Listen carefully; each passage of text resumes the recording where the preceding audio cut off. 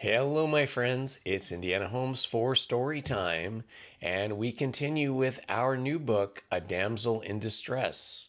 We begin today with Chapter 3. George hid her. He did it, too, without wasting precious time by asking questions. In a situation which might well have thrown the quickest witted of men off his balance, he acted with promptitude, intelligence, and dispatch. The fact is, George had for years been an assiduous golfer, and there is no finer school for teaching concentration and a strict attention to a matter in hand. Few crises, however, unexpected, have the power to disturb a man who has so conquered the weakness of the flesh as to have trained himself to bend his left knee, raise his left heel, swing his arms well out over his body, twist himself into the shape of a corkscrew, and use the muscle of the wrist at the same time, keeping his head still and his eye on the ball. It is estimated that there are 23 important points to be borne in mind simultaneously while making a drive at golf, and to the man who has mastered the art of remembering them all, the task of hiding girls in taxicabs is mere child's play. To pull down the blinds on the side of the vehicle nearest the curb was, with George, the work of a moment. Then he leaned out of the center window in which manner as completely to screen the interior of the cab from public view. "Thank you so much," murmured a voice behind him. It seemed to come from the floor. "Not at all," said George, trying to a sort of vocal chip shot out of the corner of his mouth, designed to lift his voice backwards and lay it dead inside the cab. He gazed up Piccadilly with his eyes which the scales had fallen. Reason told him that he was still in Piccadilly. Otherwise, it would have seemed incredible to him that this could be the same street which a moment before had passed judgment upon and found flat and uninteresting. True, in its salient features it had altered little. The same number of stodgy-looking people moved up and down. The buildings retained their air of not having had a bath since the days of the Tudors. The east wind still blew, but, though superficially, the same. In reality, Piccadilly had altered completely. Before it had just been Piccadilly. Now it was a golden street in the city of romance, a main thoroughfare of Baghdad, one of the principal arteries of the capital of fairyland.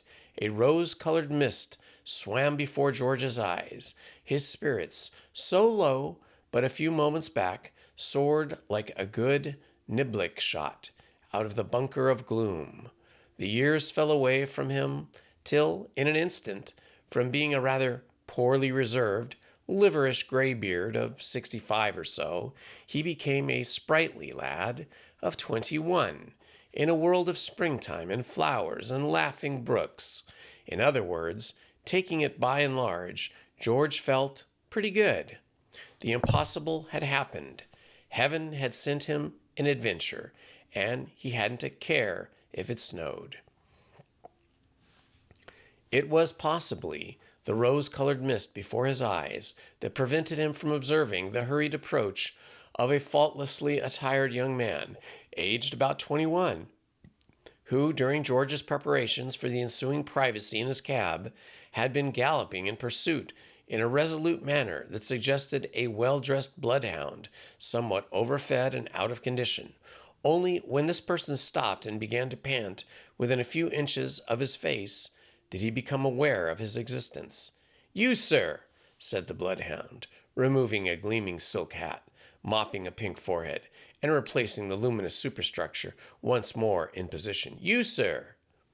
Whatever may be said of the possibility of love at first sight, in which theory George was now a confirmed believer, there can be no doubt that an exactly opposite phenomena is a frequent occurrence. After one look at some people, even friendship is impossible. Such a one, in George's opinion, was this gurgling excrescence underneath the silk hat. He comprised in his single person practically all the qualities which George disliked most. He was, for a young man, extraordinarily obese. Already a second edition of his Chin had been published, and the perfectly cut morning coat, which encased his uppercut section, bulged out in an opulent semicircle. He wore a little mustache, which to George's prejudiced eye seemed more a complaint than a mustache. His face was red, his manner dictatorial, and he was touched in the wind. Take him for all in he looked a bit of bad news. George had been educated at Lawrenceville and Harvard, and had subsequently had the privilege of mixing socially with many of New York's prominent theatrical managers, so he knew how to behave himself. No ver de ver could have exhibited greater repose of manner. "And what," he inquired suavely, leaning a little further out of the cab, "is eating you, Bill?" A messenger boy, two shabby men engaged in non-essential industries, and a shop girl paused to observe the scene. Time was not of the essence to these confirmed sightseers. The shop girl was late already, so it didn't matter if she was any later. The messenger boy had nothing on hand except a message marked "Important Rush," and as for the two shabby men, their only immediate plans consisted of a vague intention of getting to some public house and leaning against the wall. So George's time was their time. One of the pair put his head on the side and said, "What ho!"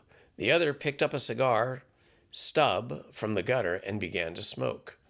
"A young lady just got into your cab," said the stout young man. "Surely not," said George. "What the devil do you mean, surely not? I've been in the cab all the time, and I should have noticed it." At this juncture, the block in traffic was relieved, and the cab bowled smartly on for some 50 yards when it was again halted. George, protruding from the window like a snail, was entertained by the spectacle of the pursuit. The hunt was up. Short of throwing his head up and baying, the stout young man behaved exactly as a bloodhound in similar circumstances would have conducted itself. He broke into a jerky gallop, attended by his self-appointed associates, and considering that the young man was so stout, that the messenger boy considered it unprofessional to hurry, and the shop girl had doubts as to whether sprinting was quite ladylike, and that the two bohemians were moving at a quicker gait than a shuffle for the first occasion in 11 years. The cavalcade made good time. The cab was still stationary when they arrived in a body. "Here he is, governor," said the messenger boy, removing a bead of perspiration from the rush message. "Here he is, governor," said the non-smoking bohemian. "What? Oh, here I am," agreed George affably. "And what can I do you for?" The smoker spat appreciatively at a passing dog. The point seemed to him well taken. Not for many a day had he so enjoyed himself.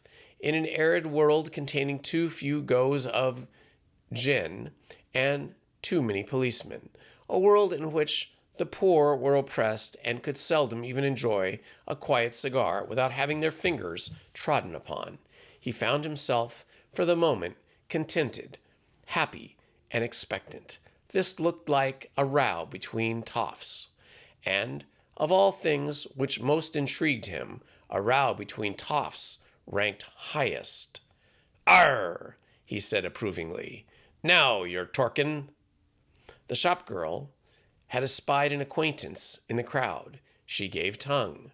"Morty, come here, quick, summerfin happenin'."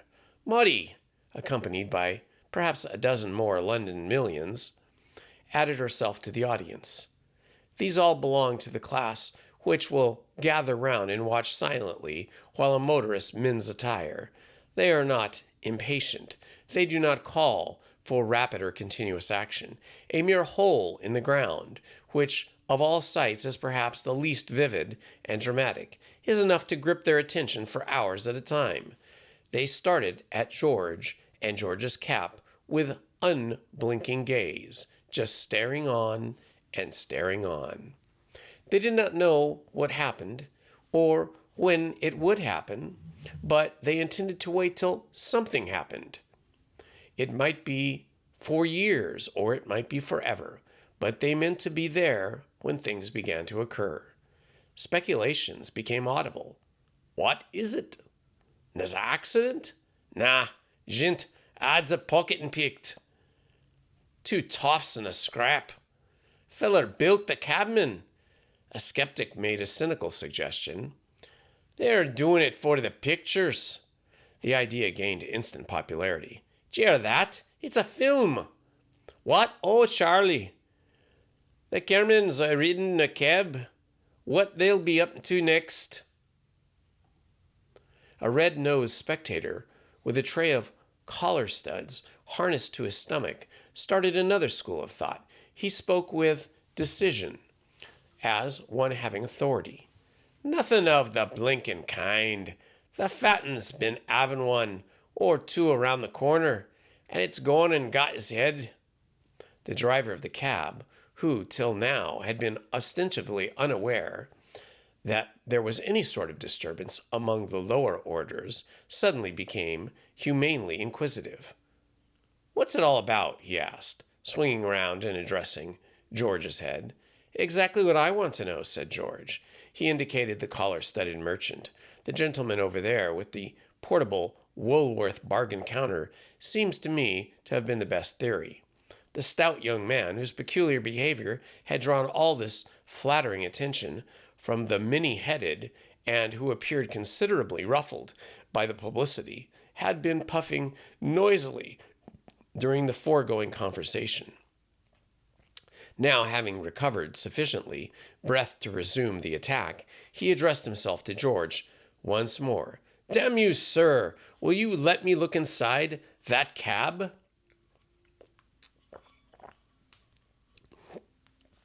Leave me, said George. I would be alone. There is a young lady in that cab. I saw her get in, and I have been watching ever since, and she has not got out. So she is there now. George nodded approval of his close reasoning. Your argument seems to be without a flaw. But what then? We applaud the man of logic, but what of the man of action? What are you going to do about it? Get out of my way. I won't. Then I'll force my way in. If you try it, I shall infallibly bust you one in the jaw. The stout young man drew back a pace. You can't do that sort of thing, you know. I know I can't, said George, but I shall. In this life, my dear sir, we must be prepared for every emergency. We shall and we must distinguish between the unusual and the impossible. It would be unusual for a comparative stranger to lean out of a cab window and sock you one, but you appear to have laid your plans on the assumption that it would be impossible. Let this be a lesson to you. I tell you what it is. The advice I give to every young man starting life is never confuse the unusual with the impossible. Take the present case, for instance. If you had only realized the possibility of somebody someday busting you in the jaw when you tried to get into a cab, you might have thought out a dozen crafty schemes for dealing with the matter. As it is, you are unprepared. The thing comes on as a surprise. The whisper flies around the clubs. Poor old what's-his-name has been taken unawares. He cannot cope with the situation. The man with the collar studs made another diagnosis. He was seeing clearer and clearer into everything every minute. Loony, he decided. This air's one been mopping up of you, and the one in the keb's off its bloomin' onion. That's why he's standing up instead of sitting. He won't sit down 'cept you bring him a bit of toast, 'cause he thinks he's a poached egg. George beamed upon the intelligent fellow. Your reasoning is admirable, but He broke off there. Not because he had any more to say, but for the reason that the stout young man, now quite a berserk frame of mind, made a sudden spring at the cab door and clutched the handle, which he was about to wrench, when George acted with all the promptitude and decision which had marked his behavior from the start. It was a situation which called for the nicest judgment. To allow the assailant free play with the handle, or even to wrestle him for possession of it, entailed the risk that the door might open and reveal the girl. To bust the young man on the jaw as promised, on the other hand, was not in George's eyes a practical policy. Excellent a deterrent as the threat of such proceeding might be, its actual accomplishment was not to be thought of. Gauls yawn, and actions for assault lie in wait for those who go about the place of busting their fellows on the jaw. No, something swift, something decided and immediate was indicated, but something that stopped short of technical battery. George brought his hand round with a sweep and knocked the stout young man's silk hat off. The effect was magical. We all of us have our Achilles heel, and paradoxically enough, in the case of the stout young man, that heel was his hat. Superbly built by the only hatter in London who can construct a silk hat that is a silk hat, and freshly ironed by loving hands, but a brief hour before the only shaving parlor in London where ironing is ironing and not a brutal attack. It was his pride and joy. To lose it was like losing his trousers. It made him feel insufficiently clad. With a passionate cry, like that of some creature deprived of its young, the erstwhile berserk released the handle and sprang in pursuit. At the same time, the traffic moved on again. The last George saw was a group scene with a stout young man in the middle of it. The hat had been popped up into the infield, where it had been caught by a messenger boy. The stout young man was bending over it and stroking it with soothing fingers. It was too far off for anything to be audible, but it seemed to George he had been murmuring words of endearment to it. Then, placing it on his head, he darted out into the road, and George saw him no more. The audience remained motionless, staring at the spot where the incident had happened. They would continue to do this till the next policeman came along and moved them on. With a pleasant wave farewell, in case any of them might be glancing in his direction, George drew his body and sat down. The girl in brown had risen from the floor, if she had ever been there, and was now seated composedly at the further end of the cab. Chapter 4. Well, that's that, said George. I am so much obliged, said the girl. It was a pleasure, said George. He was enabled now to get closer, more leisurely, and much more satisfactorily view of this distressed damsel than had been his good fortune up to the present. Small details which, when he had first caught sight of her, distance had hidden from his view, now presented themselves. Her eyes, he discovered, which had supposed brown, were only brown in their general color scheme, and they were shot with an attractive little flecks of gold, matching perfectly the little streaks of gold which come from the sun. Coming out again on one of his flying visits, and now shining benignly once more on the world, revealed in her hair.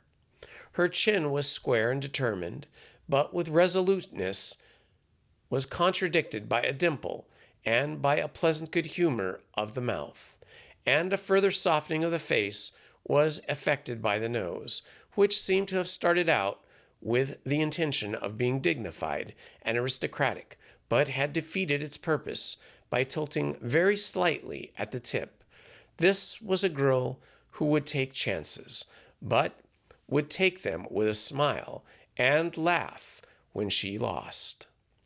George was but an amateur physiognomist, but he could read what was obvious in the faces he encountered. And the more he looked at this girl, the less he was able to understand the scene which had just occurred. The thing mystified him completely. For all her good humor, there was an air, a manner, a something capable and defensive about the girl with which he could not imagine any man venturing to take liberties. The gold brown eyes, as they met his now, were friendly and smiling, but he could imagine them freezing into a stare, baleful enough and haughty enough to quell such a person as the silk-hatted man with a single glance. Why then had that superfatted individual been able to demoralize her to the extent of flying to the shelter of a strange cab? She was composed enough now, it was true, but it had been quite plain that at that moment, when she entered the taxi, her nerve had momentarily forsaken her. There were mysteries here, beyond George. The girl looked steadily at George, and George looked steadily at her for the space of perhaps 10 seconds. She seemed to George to be summing him up, weighing him. That this inspection proved satisfactory was shown by the fact that at the end of this period she smiled. Then she laughed, a clear, pealing laugh, which, to George, was far more musical than the most popular song he had ever heard. "I suppose you are wondering what it's all about," she said. This was precisely what George was wondering most consumedly. No, he said. "Not at all. It's not my business. And, of course, you're much too well bred to be inquisitive about other people's business." "Of course I am. What was it all about?" I'm afraid I can't tell you." "But what am I to say to the cabman?" "I don't know." "What do men usually say to the cabman?" "I mean, he will feel very hurt if I don't give him a full explanation of all of this." He stooped from his pedestal to make inquiries just now.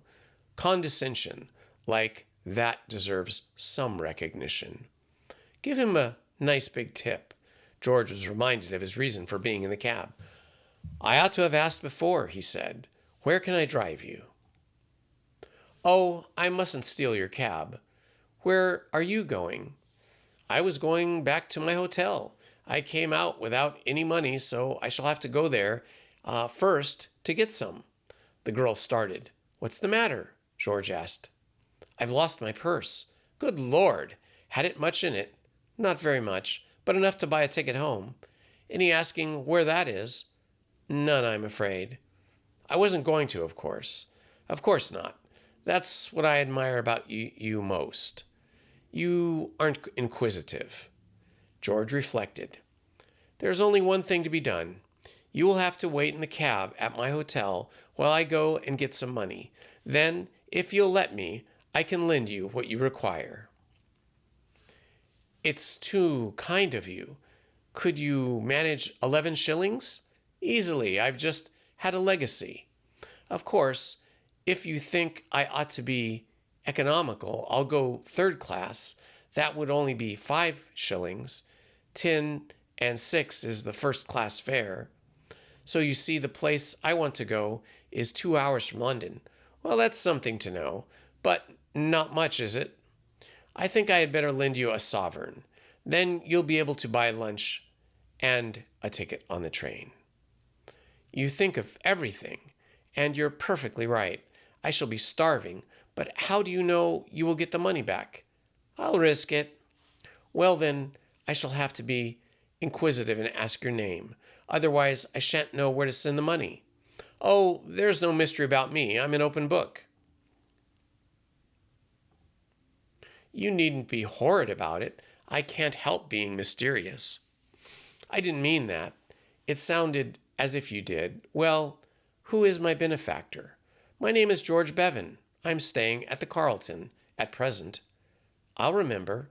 The taxi moved slowly down the Haymarket. The girl laughed.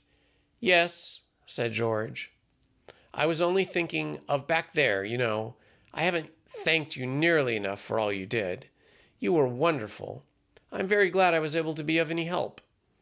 "What did happen? You must remember I couldn't see a thing except your back, and I could only hear you indistinctly." "Well, it started by a man galloping up and insisting that you had got into this cab. He was a fellow with a appearance of, before using an advertisement of an anti-fat medicine and manners of a ring-tailed chimpanzee." The girl nodded. "Then it was Percy. I knew. I wasn't mistaken." "Percy? That is his name." "It would be. I could have betted on it." "What happened then?" "I reasoned with him, the man, but didn't seem to soothe him. And finally he made a grab for the door handle, so I knocked off his hat, and while he was retrieving it, we moved on and escaped." The girl gave another silver pearl of laughter. "Oh, what a shame I couldn't see it. But how resourceful of you. How did you happen to think of it?" It just came up to me," said George modestly. A serious look came into the girl's face. The smile dried out her eyes. She shivered. "When I think how some men might have behaved in your place." "Oh, no, any man would have done just what I did. Surely knocking off Percy's hat was an act of simple courtesy which anyone could have performed automatically. You might have had some awful bounder, or what would have been an almost worse, a slow-witted idiot who would have stopped to ask questions before doing anything. To think I should have had the luck to pick you out of all of London. I've been looking on it as a piece of luck, but entirely from my viewpoint." She put a small hand on his arm and spoke earnestly. "Mr. Bevan, you mustn't think that, because I've been laughing a good deal and have seemed to treat all this as a joke. You haven't saved me from real trouble. If you hadn't been there and hadn't acted with such presence of mind, it would have been terrible. But surely if that fellow was annoying you, you could have called a policeman." "Oh, it wasn't anything like that. It was much, much worse. But I mustn't go on like this. It isn't fair on you." Her eyes lit up again with old shining smile. "I know you have no curiosity about me, but still, there's no knowing whether I might not still arouse some if I went on piling up on the mystery. And the silly part is that really there's no mystery at all. It's just that I can't tell anyone about it. That very fact seems to me to constitute the makings of a pretty fair mystery." "Well, what I mean is, I'm not a princess in disguise trying to escape from anarchists or anything like those things you read about in books. I'm just in a perfectly simple piece of trouble. You would be bored to death if I told you about it." "Try me." She shook her head. "No, besides, here we are." The cab had stopped at the hotel, and the commissionaire was already opening the door. "Now, if you haven't represented of your rash offer, and really are going to be so awfully kind as to let me have that money, would you mind rushing off and getting it, because I must hurry. I can just catch a good train, and it's hours to the next. Will you wait here? I'll be back in a moment." "Very well." The last George saw of her was another of those exhilarating smiles of hers. It was literally the last he saw of her, for when he returned not more than 2 minutes later, the cab had gone, the girl had gone, the world was empty. To him, gaping at this wholly unforeseen calamity, the commissionaire vouchsafed information. "The young lady took the cab on, sir." "Took the cab on?" "Almost immediately after you had gone, sir. She got in again and told the man to drive to Waterloo." George could make nothing of it. He stood there in silent perplexity, and might have continued to stand indefinitely had not his mind been distracted by a dictatorial voice at his elbow. "You, sir! Damn it!" A second taxicab pulled up, and from it a stout, scarlet-faced man had sprung. Once One glance told George all. The hunt was up once more. The bloodhound had picked up the trail. Percy was in again. For the first time since he had become aware of her flight, George was thankful that the girl had disappeared. He perceived that too quickly eliminated Percy from the list of things that mattered. Engrossed with his own affairs, and having regarded their late skirmish as a decisive battle from which there would be no rallying, he was overlooked and had overlooked the possibility of his annoying and unnecessary person following them in another cab, a task which, in the congested, slow-moving traffic, must have been perfectly simple. Well, here he was, his soul manifestly stirred up, and his blood pressure at a far higher figure than his doctor would have approved of, and the matter would have to be opened all over again. "Now then," said the stout young man. George regarded him as a critical and unfriendly eye. He disliked this fatty degeneration excessively. Looking upon him up and down, he could find no point about him that gave him the least pleasure, with the single exception of the state of his hat, in the side of which he had rejoiced to perceive there was a large, unshapely dent. "You thought you had shaken me off. You thought you had given me the slip. Well, you're wrong." George eyed him coldly. "I know what's the matter with you," he said. "Someone's been feeding you meat." The young man bubbled with fury. His face turned a deeper scarlet. He gesticulated. "You blackguard! Where's my sister?" At his extraordinary remark, the world rocked about George dizzily. The words upset his entire diagnosis of the situation. Until that moment, he had looked upon this man as a Lothario, a pursuer of damsels. That the other could possibly have any right on his side had never occurred to him. He felt unmanned by shock. It seemed to cut the ground from under his feet. "Your sister? You heard what I said. Where is she?" George was still endeavoring to adjust his scattered faculties. He felt foolish and apologetic. He had imagined himself unassailably in the right, and now it appeared he was in the wrong. For a moment he was about to become conciliatory. Then the recollection of the girl's panic and her hints at some trouble which threatened her, presumably through the medium of this man, brother or no brother, checked him. He did not know what it was all about. But for one thing he did stand, and that was standing out clearly in the welter of confused happenings, was the girl's need for his assistance. Whatever might be the rights of the case, he was her accomplice, and must behave as such. "I don't know what you're talking about," he said. The young man shook his large, gloved fist in his face. "You blackguard!" A rich, deep, soft, soothing voice slid into the heated scene like a holy grail sliding athwart a sunbeam. "What's all this?" A vast policeman had materialized from nowhere. He stood beside them, a living statue of vigilant authority. One thumb rested easily on his broad belt. The fingers of the other hand caressed lightly a mustache that had caused more heart-burnings among the gentler sex than any other two mustaches in the C division. The eyes above the mustache were stern and questioning. "What's all this?"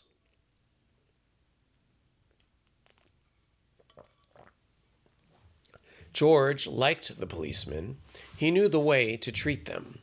His voice, when he replied, had precisely the correct note of respectfulness, deference, which the force likes to hear. "I really couldn't say, officer," he said, with just that air of having, in time of trouble, found a kind of elder brother to help him out of his difficulties, which made the constable his ally on the spot. "I was standing here when this man suddenly came up and made his extraordinary attack on me. I wish you would ask him to go away." The policeman tapped the stout young man on the shoulder. "This won't do, you know," he said austerely. "This sort of thing won't do. You know?" "Take your hands off me," snorted Percy. A frown appeared on the Olympian brow. Jove reached for his thunderbolts. "Hello, hello, hello," he said in a shocked voice, as of a god defied by mortals. "Hello, hello, hello." His fingers fell on Percy's shoulder again, but this time not in a mere warning tap. They rested where they fell, in an iron clutch. "It won't do, you know," he said. "This sort of thing won't do." Madness came upon the stout young man. Common prudence and the lessons of carefully taught youth fell from him like a garment. With an incoherent howl, he wriggled round and punched the policeman smartly in the stomach. "Ho!" quoth the outraged officer, suddenly becoming human. His left hand removed itself from the belt, and he got businesslike grip on his adversary's collar. "Will you come along with me?" It was amazing. The thing had happened in such incredibly brief space of time. One moment it seemed to George he was in the center of a nasty row in one of the most public spots in London. And in the next moment, the focus had shifted. He had ceased to matter. The entire attention of the metropolis was focused on his late assailant. As, urged by the arm of the law, he made that journey to Vine Street Police Station, which so many better men than he had trod. George watched the pair as they moved up the Haymarket, followed by a growing and increasing crowd. Then he turned to the hotel. "This," he said to himself, "is the middle of a perfect day, and I thought London dull."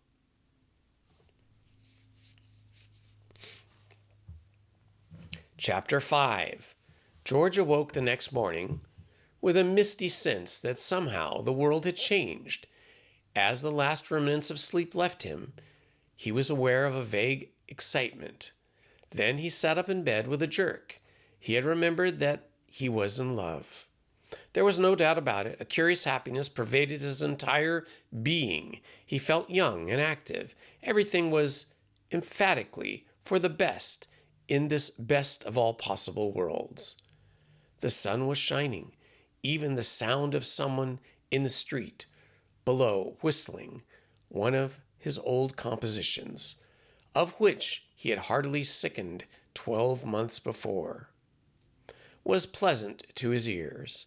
And this in spite of the fact that the unseen whistler only touched the key in odd spots and had a poor memory for tunes. George sprang lightly out of bed and turned on the cold tap in the bathroom. While he lathered his face for the morning shave, he beamed at himself in the mirror. It had come at last, the real thing. George had never been in love before. Not really in love. True, from the age of 15 he had been in varying degrees of intensity, attracted sentimentally by the opposite sex. Indeed, at that period in life of which Mr. Booth Tarkington has written so searchingly, the age of 17, he had been in love with practically every female he met, and with dozens whom he had only seen in the distance. But ripening years had mellowed his taste and robbed him of that fine romantic catholicity. During the last 5 years, women had found him more or less cold. It was the nature of his profession that had largely brought about this cooling of emotions. To a man who, like George, has worked year in and year out at the composition of musical comedies, woman comes to lose many of the attractive qualities which ensnare the ordinary male. To George, of late years, it had begun to seem that the salient feature of a woman as a sex was her disposition to kick. For 5 years, he had been wandering the world of women, many of them beautiful, all of them superficially attractive, who had left no other impress on his memory except the vigor and the frequency with which they had kicked. Some had kicked about their musical numbers, some about their love scenes, some had grumbled about their exit lines, others about the lines of their second act frocks. They had kicked in a myriad of differing ways, wrathfully, sweetly, noisily, softly, smilingly, tearfully, pathetically, and patronizingly. But they had all kicked, with the result of the woman had now become to George not so much a flaming inspiration or a tender goddess as something to be dodged tactfully, if possible, but if not possible, by open flight. For years he had dreaded to be left alone with a woman, and had developed a habit of gliding swiftly, that is, gliding swiftly away when he saw a woman bearing down on him.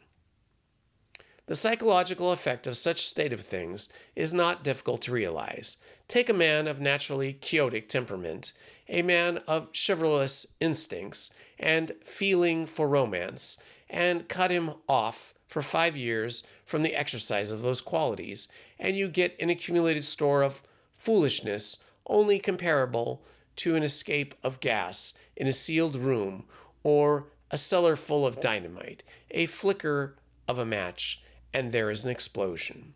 This girl's tempestuous irruption into his life had supplied flame for George.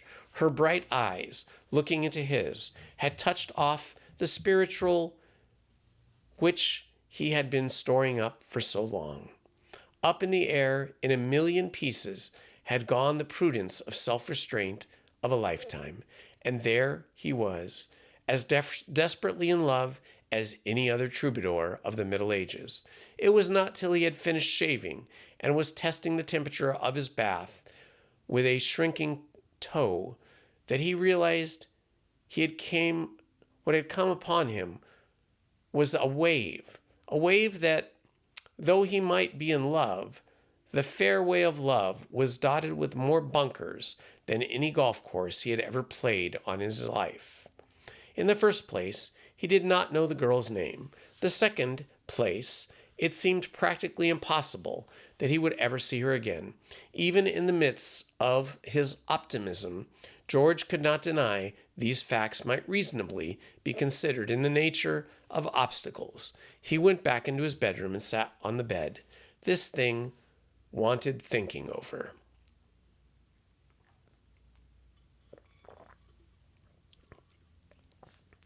He was not depressed, only a little thoughtful. His faith, his luck, both sustained him. He was, as he realized, in the position of a man who has made a supreme drive from the tee and finds his ball near the green, but in a cuppy lie. He had gained much. It now remained for him to push his success to the happy conclusion. The driver of luck must be replaced by the spoon or possibly the niblick of ingenuity. To fail now, to allow this girl to pass out of his life merely because he did not know who she was or where she was, would stamp him feeble as an adventurer. Yes, a feeble adventurer. A fellow could not expect luck to do everything for him. He must supplement its assistance with his own efforts. What had he to go on? Well, nothing much, if it came to that, except the knowledge that he lived some 2 hours by train out of London, and that her journey started from Waterloo Station. What would Sherlock Holmes have done? Concentrated thought supplied no answer to the question, and it was this point that the cherry blossom, it was at this point the cheery optimism with which he had begun the day left George and gave place to gray gloom. A dreadful phase, haunting its pathos, crept into his mind. Ships that pass in the night. It might easily turn out that way. Indeed, thinking over the affair, in all its aspects as he dried himself after his tub. George could not see how it could possibly turn out any other way. He dressed moodily and left the room to go down to breakfast. Breakfast at least would alleviate the sinking feeling which was unmanning him, and he could think more briskly after a cup or two of coffee. He opened the door. On a mat outside lay a letter. The handwriting was feminine. It was also in pencil, and, strange to him, he opened it. "Dear Mr. Bevan," it began. With a sudden leap of the heart, he looked at the signature. The letter was signed "The Girl in the Cab," and it read, "Dear Mr. Bevan, I hope you won't think me very rude running off without waiting for you to say goodbye. I had to. I saw Percy driving up in a cab and knew that he must have followed us. He did not see me, so I got away all right. I managed splendidly about the money, for I remembered I was wearing a nice brooch, and stopped on the way to the station to pawn it. Thank you ever so much for all your wonderful kindness. Yours, The Girl in the Cab."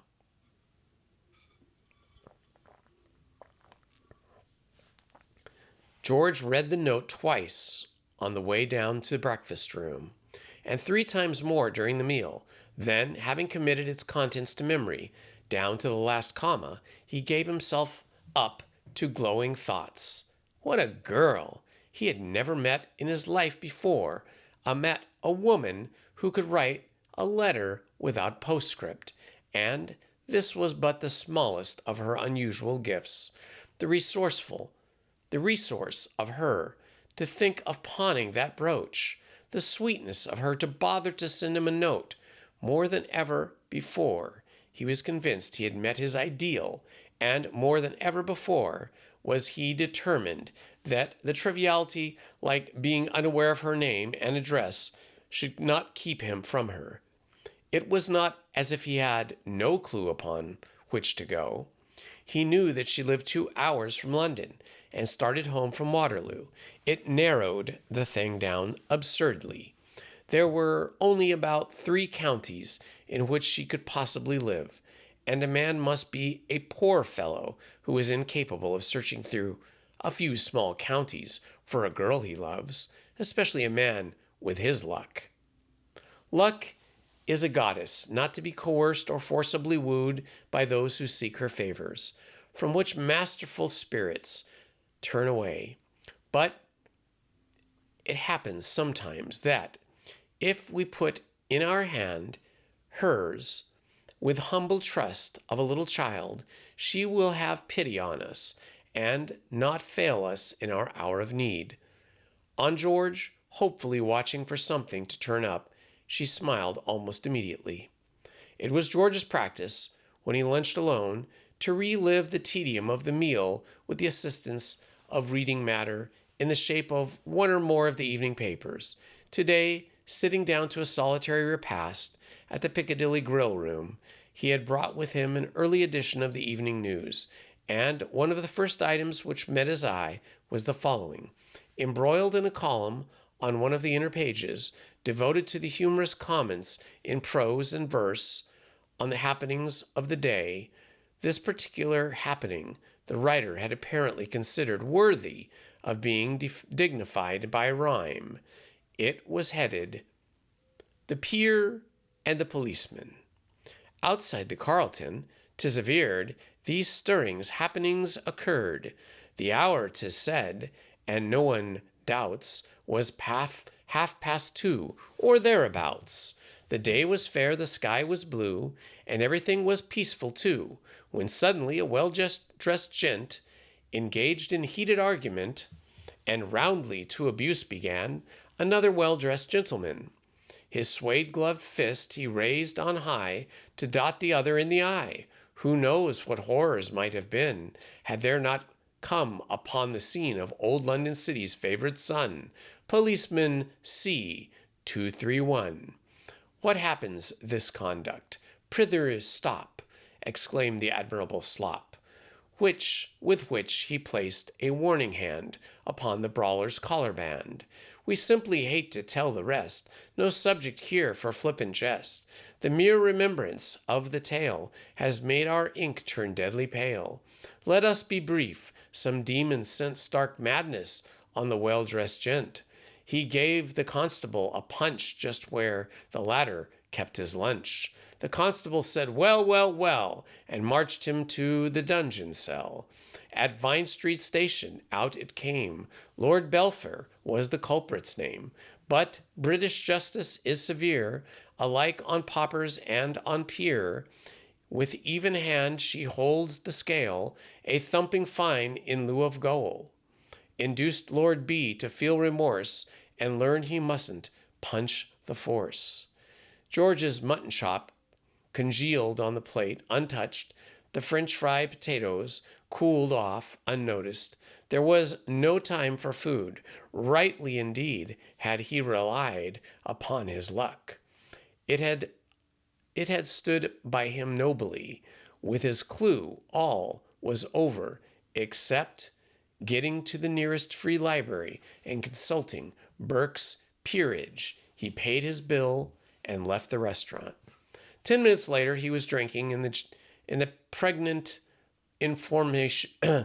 10 minutes later, he was drinking in the pregnant information that Belpher was the family name of the Earl of Marshmoreton, and that the present Earl had one son, Percy Wilbraham Marsh, educated in Eton and Christ Church, Oxford, and what the book with its customary curtness called 1D, Patricia Maud.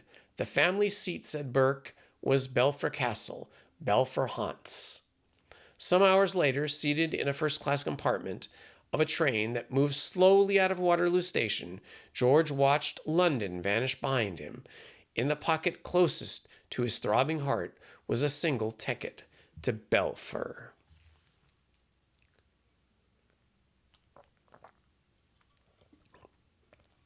Well, my friends, I think that is enough for this evening. We concluded with Chapter 5. Tomorrow we will continue with Chapter 6. For now, this has been Indiana Homes for Story Time. Hope to see you all the next time we drop a chapter, which should be tomorrow. Bye-bye, guys. Please hit the like button, subscribe, and hit the notifications button. Thank you very much.